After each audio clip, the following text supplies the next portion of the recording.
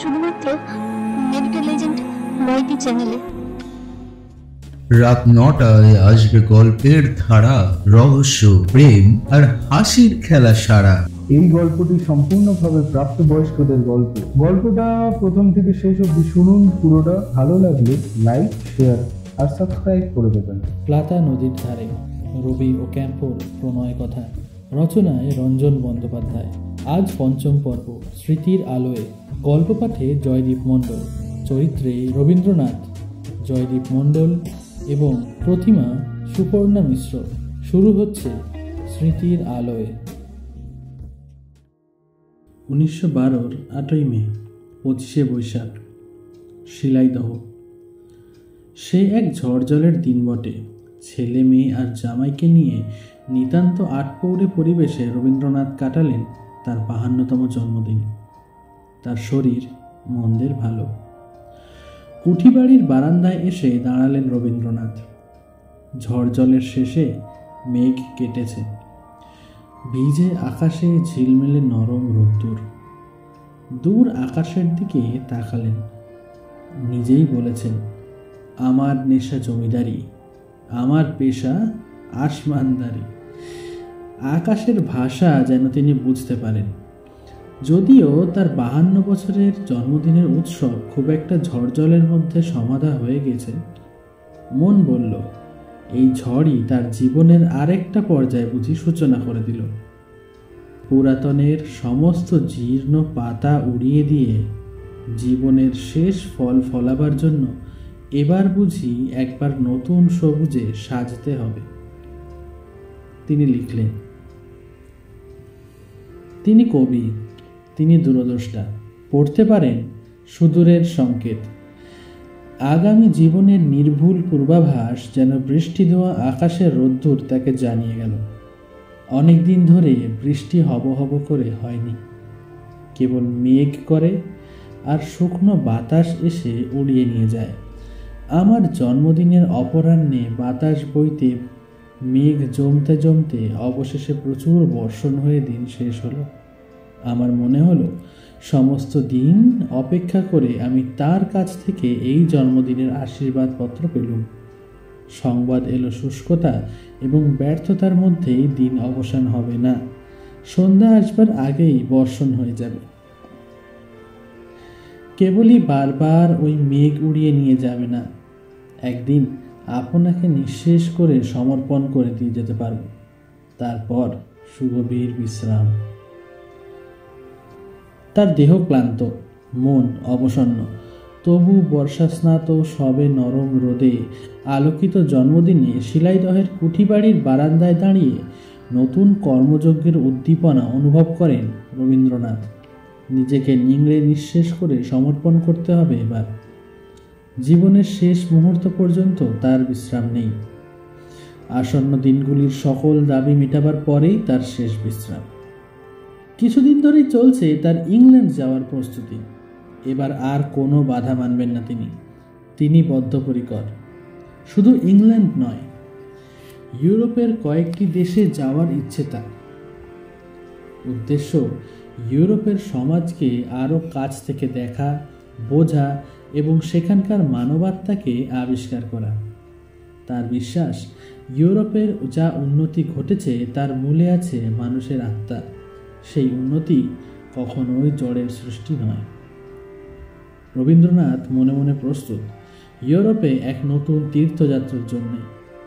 ভারতের আত্মাকে তিনি সন্ধান করেছেন, পেয়েছেন, উপলব্ধি করেছেন প্রাচীন ধর্মগ্রন্থে, সংস্কৃত সাহিত্যে, ইতিহাসের বিচিত্র স্রোতে। ইউরোপে তার আসন্ন তীর্থযাত্রা অন্যরকম। ইউরোপের আত্মা শক্তিকে, ধর্মের প্রেরণাকে তিনি আবিষ্কার করতে চান, বুঝতে চান। তিনি আগেও দুবার ইউরোপে গেছেন। প্রথম যখন গেলেন তিনি নিতান্তই কিশোর। তবু সেই বয়সেও তিনি পূর্ব ও পশ্চিম সভ্যতার বিশ্বাস ও সংশয়ের তফাৎটুকু ধরবার চেষ্টা করেছিলেন।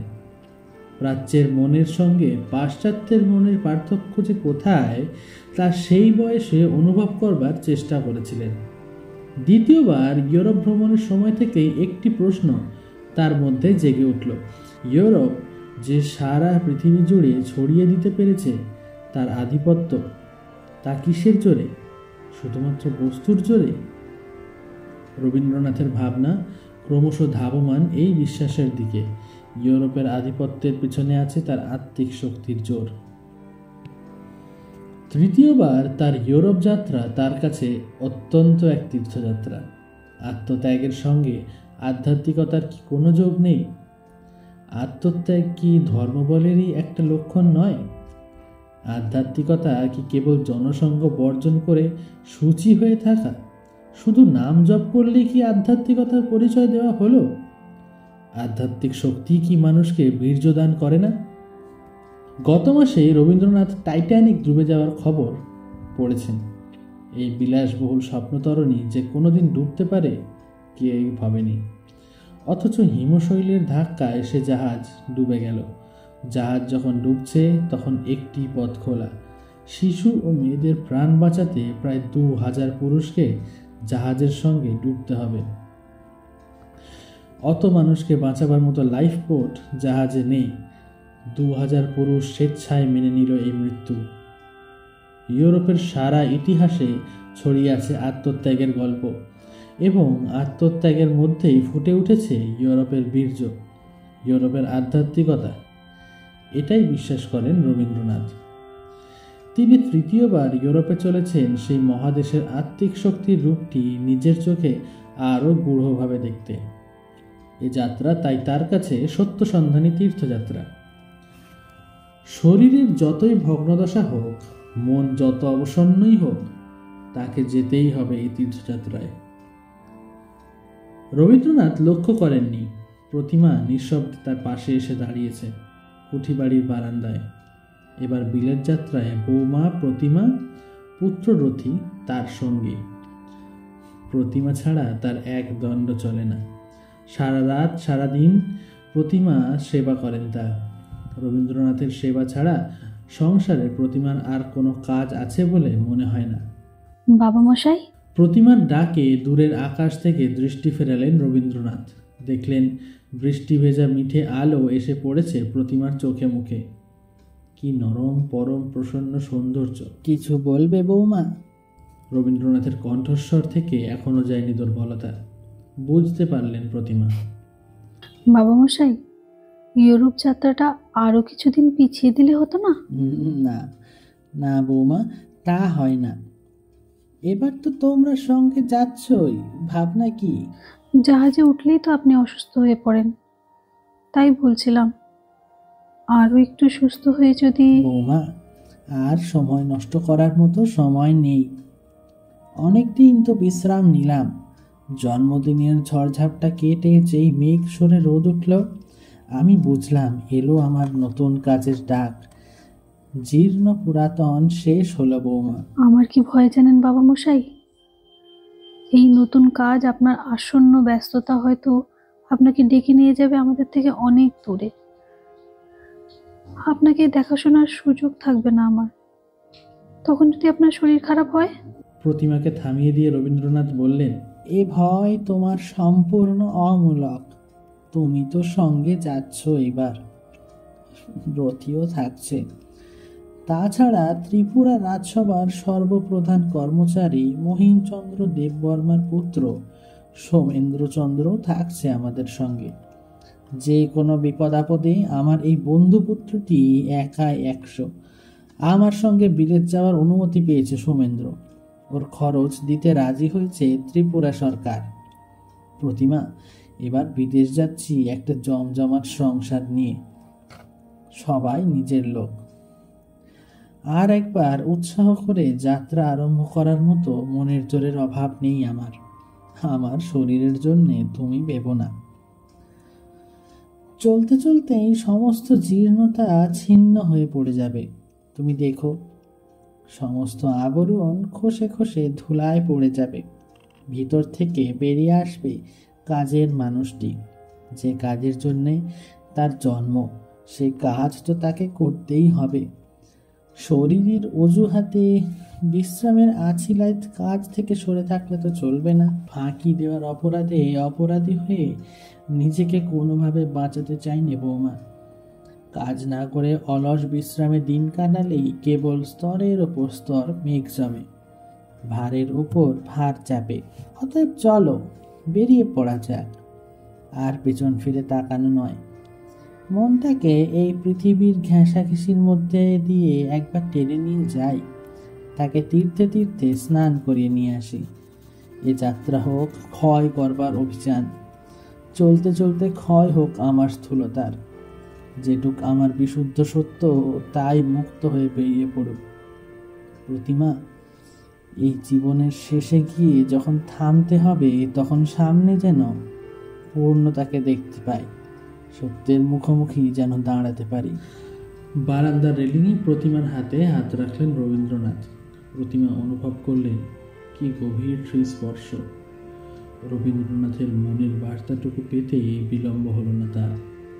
রবীন্দ্রনাথ বললেন, যাত্রার পূর্বে তোমার সেবায় যত্নে আদরে নির্জনে যাপন করার জন্য শিলাইদহে এসেছিল, কিন্তু সময় এসে গেছে।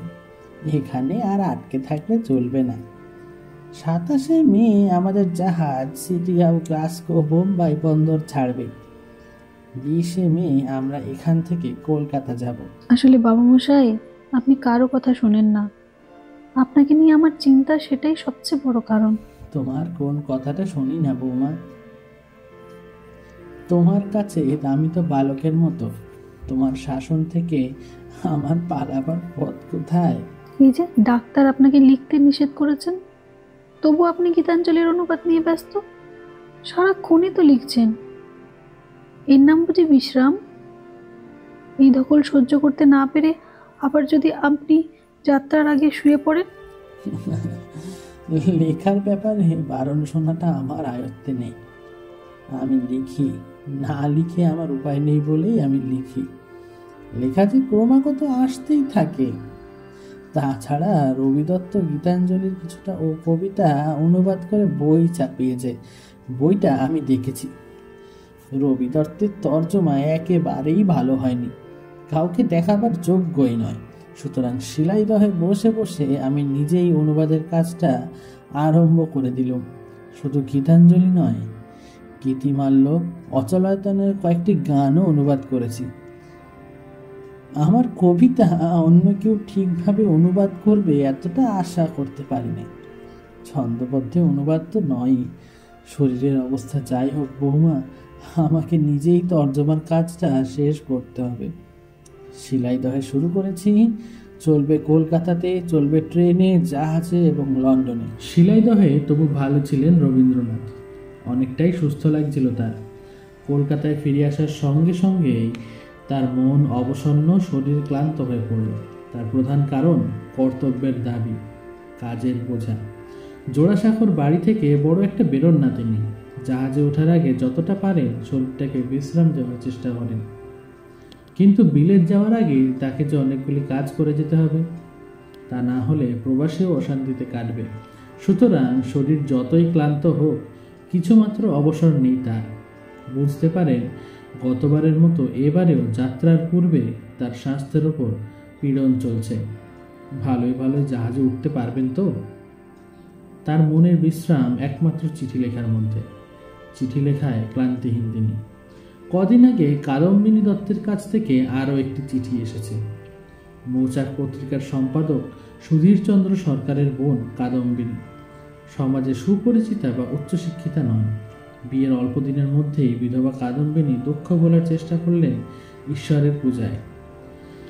ঈশ্বর জিজ্ঞাসা তাকে নিয়ে এলো রবীন্দ্রনাথের সান্নিধ্যে। শান্তির সন্ধানে তিনি চিঠি লেখেন রবীন্দ্রনাথকে। রবীন্দ্রনাথ উত্তর দেন, আমি জানি সত্যের পথ সহজ নয়। পিছনে টেনে রাখবার জন্য কত যে বন্ধন আছে তার ঠিকানা নেই। যদি মনে করি একে একে একটু একটু করে সে সমস্ত শিথিল হতে থাকবে, তাহলে নৈরাশ্য আসে। কিন্তু ঈশ্বর যখন রুদ্রবেশে দয়া করেন, তখন এক আঘাতেই অকস্মাৎ অনেক বন্ধন ছেদন করে দেন। তখন তিনি অসহ্য বেদনা দেন, কিন্তু সেই বেদনাকে সার্থক করেন। কাদম্বিনীকে চিঠি লিখতে বিশেষ আনন্দ পান রবীন্দ্রনাথ। চিঠি লিখতে লিখতে তার মনের ক্লান্তি দূর হয়। এমন অনেক কথা সহজে বলতে পারেন তিনি এই নারীকে, যা অন্য কাউকে চিঠি ঠিক এমনভাবে লিখে কখনো বলেননি। তিনি লেখেন, আমি তোমাকে গত পত্রে কিছু না কিছু বেদনা দিয়েছি, কেননা অনেক কথা আছে যা সংক্ষেপে একটি চিঠির মধ্যে লিখতে গেলেই কঠোর হয়ে পড়ে। গভীরতর সত্যকে কেবলমাত্র ভাষার ভিতর দিয়ে ঠিক ব্যক্ত করা চলে না। তুমি প্রত্যক্ষ পরিচয়ের অভাব সত্ত্বেও নিশ্চয়ই আমাকে অনেকটা পরিমাণে জানো। তার থেকে এইটুকু তুমি বুঝতে পারবে, আমাদের সমাজে যদিচ এমন অনেক জিনিস আছে যাকে আমার বুদ্ধি সমর্থন করতে পারে না, কিন্তু তার প্রতি আমার হৃদয়ের বেদনা যথেষ্ট আছে। তুমি যেখানে বেদনা পেয়েছ, আমি সেখানে কোনো বেদনা অনুভব করিনি, তা মনেও করো না। আমাদের দেশে প্রচলিত পূজার্চনা বিধির মধ্যে এমন সুগভীর তত্ত্ব আছে যা বহুমূল্য। আমাদের দেশে যাহা মহাপুরুষ জন্মেছিলেন, আধ্যাত্মিক সাধনায় তারা আশ্চর্য সিদ্ধি লাভ করেছিলেন, এ সমস্তই আমি মানি। কিন্তু আমার মনের সমস্ত শ্রদ্ধা সত্ত্বেও দেশব্যাপী দুর্গতি এবং তার কারণের কথা যখন ভাবি, তখন কল্পনার ইন্দ্রজাল দিয়ে নিজেকে এবং অন্যকে ভোলাবার প্রবৃত্তি একেবারেই চলে যায়। আমাদের ধর্মের মধ্যে এমন মূঢ়তা, নিজের শক্তিকে এমন চারিদিক থেকে পঙ্গু করা যে নিজের বুদ্ধিকে একান্তভাবেই অন্ধ করা। যে ধর্ম আমাদের ওপরের জিনিস, উপনিষদ যার পথকে ক্ষুরধার নিশ্চিত দুর্গম বলেছেন, যাকে লাভ করার জন্যে আমাদের সমস্ত শক্তিকে সচেষ্ট রাখা আবশ্যক, তাকে আমরা যথাইচ্ছা মতো সস্তা করে নিয়েছি এবং ক্রমাগত বলে বসেছি আমরা পারি নে। এসব ধারণা আমাদের সাধ্যের অতীত। আমরা নিকৃষ্ট অধিকারী, আমাদের পক্ষে সত্যের বিকারী একমাত্র অবলম্বনীয়। নিজেকে দুর্বল বলে স্বীকার করে যদি নিজের ধর্মকে খাটো করি, তবে কে আমাদের বল দেবে? ধর্মকেই যদি নিচে রাখি, তবে আমাদের উপরে তুলবে কিসে? কিছুতেই তুলছে না, কিছুতেই জানছি নে। আমরা প্রতিদিন মরছি, তবু প্রতিকারের ইচ্ছে মাত্র নেই। এখন আমাদের এমন সময় এসেছে যখন এই সমস্ত মোহজঞ্জালকে চিরাভ্যস্ত মমত্ব বুদ্ধিবশত স্বদেশের মর্মস্থানে গুরুতর পর্বতের মতো স্তূপাকার জমিয়ে রাখা চলবে না। অনেক রাত হয়েছে, জোড়াসাঁকোর বাড়ির আর সবাই ঘুমিয়ে পড়েছেন। এবার তাড়াতাড়ি শুয়ে পড়ুন বাবা মশাই, সারা দিনই তো লেখালেখি করছেন। আপনাকে সত্যি খুব খুব খুব ক্লান্ত লাগছে। আজ আর অনেক রাত পর্যন্ত জেগে থাকবেন না। এ কথা বলে প্রতিমা বেরিয়ে গেলেন রবীন্দ্রনাথের ঘর থেকে। কিছুক্ষণ শুয়ে থাকলেন রবীন্দ্রনাথ। তার চোখে ঘুম নেই। কাদম্বিনী দত্তের শেষ চিঠিটার উত্তর দেওয়া হয়নি। দেশ ছাড়ার আগে উত্তর দিতেই হবে, আর দেরি করাটা ঠিক হবে না। খাট থেকে উঠে পড়লেন রবীন্দ্রনাথ। আলো জেলে লেখার টেবিলে গিয়ে বসলেন। লেখার টেবিলে বসলে তার ক্লান্তি চলে যায়। শব্দগুলি অনর্গল এগিয়ে আসে তার কলমের ডগায়। কাদম্বিনী তার শেষ চিঠিতে দেব পূজার বিষয়ে লিখেছেন তার বিশ্বাসের কথা। কাদম্বিনীর বিশ্বাসকে আঘাত করতে চান না রবীন্দ্রনাথ, কিন্তু কাদম্বিনীর বিশ্বাস আর রবীন্দ্রনাথের বিশ্বাস এক নয়। কাদম্বিনীকে কোনোভাবেই আঘাত না করে সে কথাটা জানানো প্রয়োজন। কোনোদিনই দেখা হয়নি তার এই নারীর সঙ্গে, তবুও তাকে চিঠি লেখেন রবীন্দ্রনাথ। চিঠি লিখতে ভালো লাগে বলেই তো লেখেন। কাদম্বিনীর সঙ্গে যে গাঢ় সম্পর্ক গড়ে উঠেছে তার, বিশ্বাসের সব বিভেদ সত্ত্বেও, তা ওই চিঠির মাধ্যমেই। রবীন্দ্রনাথ লিখতে শুরু করেন। 22 মে 1912, কলিকাতা। ওম কল্যাণী আসু। মা, তোমার স্নিগ্ধ পত্রখানি পাইয়া বড় তৃপ্তি লাভ করিয়াছি। দেবপূজার বিষয়ে যাহা লিখিয়াছ, সে সম্বন্ধে আমার একটি কথা আছে। হৃদয় আপনার কাজ আপনার নিয়মে করে, তাহার সঙ্গে বুদ্ধির নিয়ম মেলে না, এবং না মিলিলে কোনো দোষী নাই। কিন্তু সে স্থলে সত্যভাবেই হৃদয়টি থাকা চাই, নহিলে তেমন মূঢ়তা আর কিছুই হইতে পারে না। মা ছেলেকে আদর করিবার সময় আধো আধো করিয়া প্রলাপ বকিয়া থাকে, কিন্তু তাহা মিষ্ট এবং সত্য। কিন্তু মাতৃস্নেহ হইতে বাদ দিলে তেমন অদ্ভুত অসঙ্গত আর কি আছে? মাতাকে শিশুর আদর করার প্রণালী শিখাইতে হয় না। শিশুকে ভুলাইবার যে সমস্ত প্রচলিত অর্থহীন ছড়া আছে, তাহাও মা যখন স্নেহের স্বরে ব্যবহার করে, তখন তাহা নূতন ও সার্থক হইয়া ওঠে। কিন্তু যদি কেহ শাসনের দ্বারা এই প্রণালীকে কৃত্রিম করিয়া ইহাকে নির্বিচারে সর্বজনের ব্যবহার্য করিয়া তোলে, তাহা হইলে মূঢ়তায় দেশ আচ্ছন্ন হইয়া যায়। কারণ ভগবানের প্রতি স্বাভাবিক ভক্তি দুর্লভ, অথচ কেবলমাত্র স্বভাবভক্তই যে পদ্ধতিতে সত্যভাবে চলিয়া তাহার সফলতা সহজেই লাভ করিতে পারে, তাহাকেই সর্বসাধারণের একমাত্র পন্থা করিলে জ্ঞানের পথ তার রুদ্ধ হয়। হৃদয়ের কার্যও বিকৃত হইতেই থাকে। একথা সকলকেই স্বীকার করিতে হইবে। জ্ঞানের বিষয়ে নকল চলে, এমনকি নকল করিয়াই তাহাকে আয়ত্ত করিতে হয়, কিন্তু হৃদয়ের বিষয়ে নকল চলে না। নকল করিলেই তাহা অসহ্য ভার হইয়া পীড়ার সৃষ্টি করে। এই জন্যেই আমাদের দেশে ভক্তির যে প্রণালী, তাহা হৃদয়বান সাধকের পক্ষেই উপযোগী, কিন্তু তাহা সাধারণের পক্ষে অনিষ্টকর। তাহারা তাহার মধ্য হইতে যেটুকু রস পায়, তাহার থেকে মূঢ়তাই বেশি সঞ্চয় করে। ইহাতে কেবল অল্প কয়জনের উপকার হয়, কিন্তু সমস্ত জাতিকে অন্ধ ও স্বাধীন বুদ্ধি বিচারহীন করিয়া নষ্ট করে। সেই দুর্গতি কি সমস্ত দেশের মধ্যে দেখিতেছ না? ইহারা যে কোনো মতেই কোনো মঙ্গলকে নিজের বুদ্ধির দ্বারা গ্রহণ করিতে পারে না, কেবল সমাজ শাসনের দ্বারা বলপূর্বক চালিত হইয়া স্বজাতিকে জড়ত্বে ও চিরদাসত্বে আবদ্ধ করিয়াছে। তাহার মূলে কি এই পূজার্চনা বিধি নাই? তাহারা যেভাবে দেবতাকে গ্রহণ করে এবং ধর্মের নামে যেরূপে মনুষ্যত্ব বিরুদ্ধ দুর্নীতিকেও বরণ করিয়া লয়, তাহাতে কি সমস্ত জাতির মর্মস্থলে মৃত্যুবান বাজে নাই? দেশের মানুষকে কি এইরূপ অন্ধতার মধ্যেই ফেলিয়া রাখিব? কিন্তু মা, যেখানে হৃদয় আপন স্বভাবের পথে চলে, সেখানে সে সত্য পরিণামেই যায়। কিন্তু সেই স্বভাবের পথ অল্প লোকেরই। সে লোকেরা জ্ঞানী না হইতেই পারেন, পণ্ডিত না হইতেই পারেন, কিন্তু তাহারাই সত্যের অধিকারী। তাহারা নিরক্ষর চাষা বা সরল প্রাণ স্ত্রীলোক হইলেও আমাদের সমালোচনার বাহিরে। আমরা যখন এ সম্বন্ধে বিচার করি, তখন জাতির দিক দিয়া করি। মা, শেষকালে আমার কথা এই যে তুমি আমাকে ভক্তি দিয়াছ, আমি কখনোই তাহার অধিকারী নহি। তাই তোমার ভক্তিকেই তোমার আশীর্বাদ বলিয়া গ্রহণ করিয়া আজ আমি বিদায় লইলাম।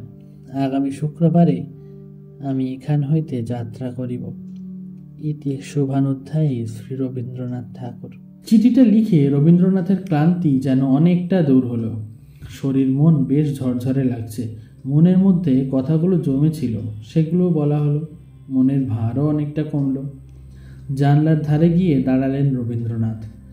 রাতের বাতাস লাগলো তার কপালে। ভোর হতে এখনো ঘন্টা দুয়েক বাকি, কিছুক্ষণ শুয়ে নেওয়া যেতে পারে। 24শে মে, শুক্রবার, 1912। বোম্বাই যাওয়ার জন্য দুপুর 2:30-তে নাগপুরের ট্রেন ধরতে হবে রবীন্দ্রনাথদের। কদিন ধরেই যাত্রার ব্যবস্থা এবং গোছগাছ করতে ব্যস্ত রয়েছেন প্রতিমা। বাড়ির বাইরে যেসব কাজ তা সামলাচ্ছেন রথীন্দ্রনাথ। যাওয়ার দিন যত বেলা বাড়ছে, ততই যেন প্রতিমা আর রথীন্দ্র আরও উদ্বিগ্ন হয়ে পড়ছেন। ওদের একটাই চিন্তা, কোনো কারণে রবীন্দ্রনাথের যেন কোনো অসুবিধে না হয়, তিনি যেন অসুস্থ না হয়ে পড়েন। রওনা হওয়ার দিন সকালবেলা ও রেহাই নেই রবীন্দ্রনাথের। তাকে সই করতে হলো একটি গুরুত্বপূর্ণ দলিলে। দলিলটিতে আগেই স্বাক্ষর করে পাঠিয়েছেন দ্বিজেন্দ্রনাথ ঠাকুর।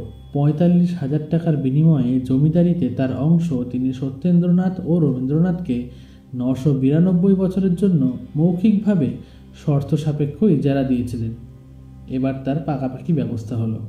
বিদেশ যাত্রার জন্য কলকাতা ছাড়ার সকালেই সেই দলিলে সই করতে হলো রবীন্দ্রনাথকে। বাইরে যাওয়ার দিনই এই কাজ নিঃসন্দেহে রবীন্দ্রনাথের ওপর অযথা মানসিক ও শারীরিক চাপ। অথচ প্রতিমা আর রথীন্দ্রের কিছুই করার নেই, চুপচাপ দাঁড়িয়ে থাকা ছাড়া। বাবুমশাই, আপনি বরং আজ একটু তাড়াতাড়ি খাওয়া দাওয়া সেরে বিশ্রাম করুন। এখন আর কোনো রকম লেখাপড়ার কাজ করবেন না। রবীন্দ্রনাথকে বেশ বিষণ্ণ এবং গম্ভীর মনে হলো প্রতিমার। বুঝতে পারলেন যে কবির মনের মধ্যে কিসের এক দ্বন্দ্ব চলছে। অশান্তির ছায়া তার চোখে। রবীন্দ্রনাথ প্রতিমার কথা শুনে তার দিকে শুধু তাকালেন, কিন্তু কোনো উত্তর দিলেন না। গভীর দুঃখবোধ রবীন্দ্রনাথের দৃষ্টিতে।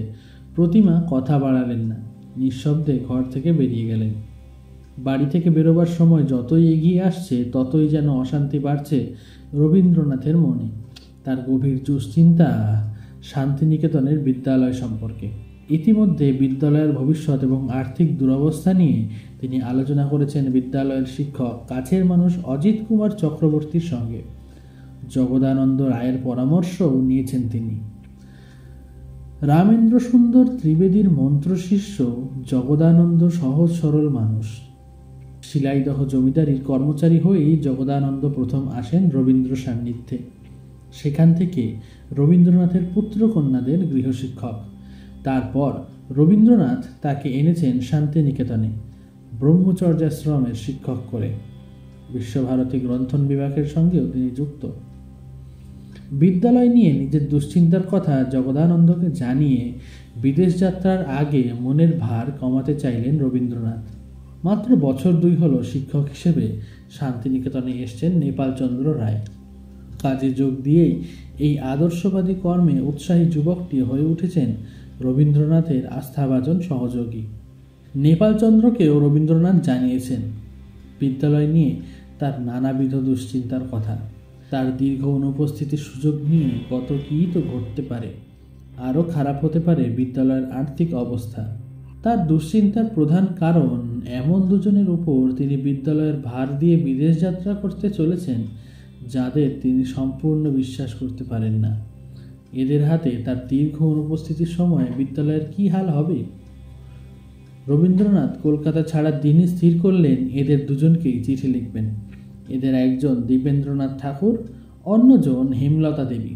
প্রথম স্ত্রী সুশীলা দেবীর মৃত্যুর মাত্র 1 মাস 5 দিন পরেই ঠাকুরবাড়িকে স্তম্ভিত করে হেমলতাকে বিয়ে করেছেন দীপেন্দ্রনাথ। মন থেকে মেনে নিতে পারেননি রবীন্দ্রনাথ দীপেন্দ্রনাথের দ্বিতীয় পত্নীটিকে। সেটা অবশ্য অনেকটাই হেমলতার স্বভাবের জন্য।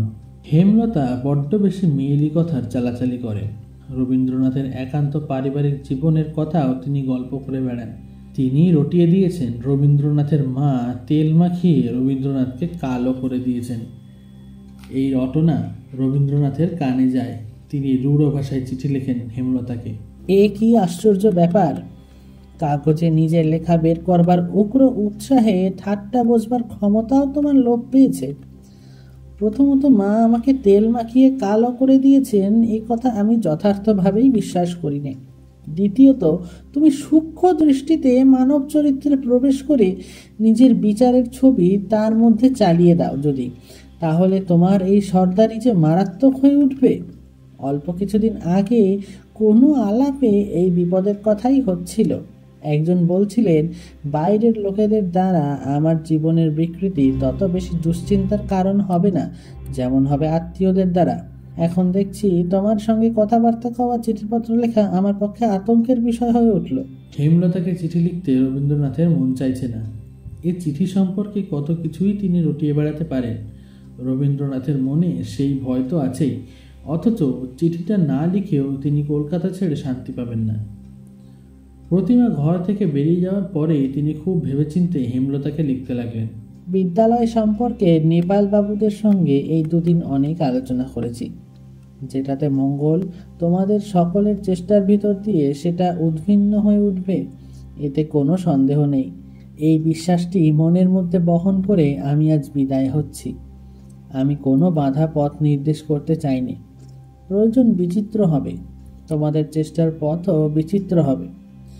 নানান প্রকার অভাব ঘটবে, নানা প্রকার আঘাত আসবে।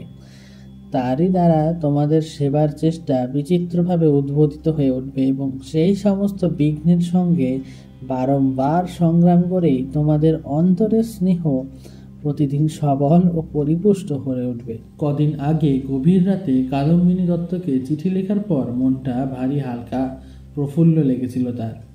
শরীর থেকে ঝরে গিয়েছিল রাত জাগার ক্লান্তি। অথচ হেমলতাকে এই কলাইন লিখেই তিনি ক্লান্ত বোধ করলেন। বুকের ভিতরটা কেমন যেন ফাঁকা হয়ে গেল। এখনও আরেকটি চিঠি লিখতে হবে তাকে, দীপেন্দ্রকে, খুব সাবধানে। একটিও বাড়তি কথা না বলে সংক্ষিপ্ত চিঠিতে লিখলেন রবীন্দ্রনাথ। তুমি সকলকে মিলিয়ে নিয়ে সকলের স্বভাবগত বিচিত্রতার প্রতি দৃষ্টি রেখে যখন যে উপায় শ্রেয় মনে করবে সেইটাই অবলম্বন করো। আমার আর কিছু বলবার নেই। অভিমানে চোখ ঝাপসা হয়ে এলো রবীন্দ্রনাথের। অক্ষরগুলি ক্রমশ অস্পষ্ট হয়ে যাচ্ছে। বুকের ভেতরটা কষ্টে টনটন করে উঠল। তবু তিনি লিখলেন, নিজের দুর্বলতার ভিতর দিয়ে যতটুকু পেরেছি করেছি, আরও অনেক বেশি পারা উচিত ছিল, কিন্তু দেখা গেল শক্তি নেই। বাকি যা রইল তিনি তোমাদের পূরণ করিয়ে দেবেন। আর নয়। থামলেন রবীন্দ্রনাথ। চোখের জল না মুছে একটি অক্ষরও তার পক্ষে আর লেখা সম্ভব নয়। নিজেকে সামলাতে কিছুক্ষণ সময় লাগলো তার। চিঠির অক্ষরগুলি আবার স্পষ্ট হয়ে উঠল। তিনি লিখলেন শেষ লাইনটি, আজ বেলা 2টার সময় নাগপুর মেলে যাত্রা করব, আর বড় সময় নেই। আবার ঝাপসা হয়ে এলো রবীন্দ্রনাথের চোখ। চাপা অভিমানের ব্যথা কিছুতেই সামলাতে পারছেন না। মন কেমন করছে শান্তিনিকেতনের জন্য, প্রায় অসহায়ভাবে ছেড়ে যাওয়া আশ্রমটির জন্যে। নিঃশব্দে ঘরে ঢুকলেন প্রতিমা। নরম কণ্ঠে বললেন, এবার যে বেরিয়ে পড়তে হবে বাবা মশাই। রবীন্দ্রনাথ তাকালেন প্রতিমার দিকে। প্রতিমা দেখলেন রবীন্দ্রনাথের চোখ ছলছল করছে। প্রতিমা এর আগে তাকে কখনো কাঁদতে দেখেননি।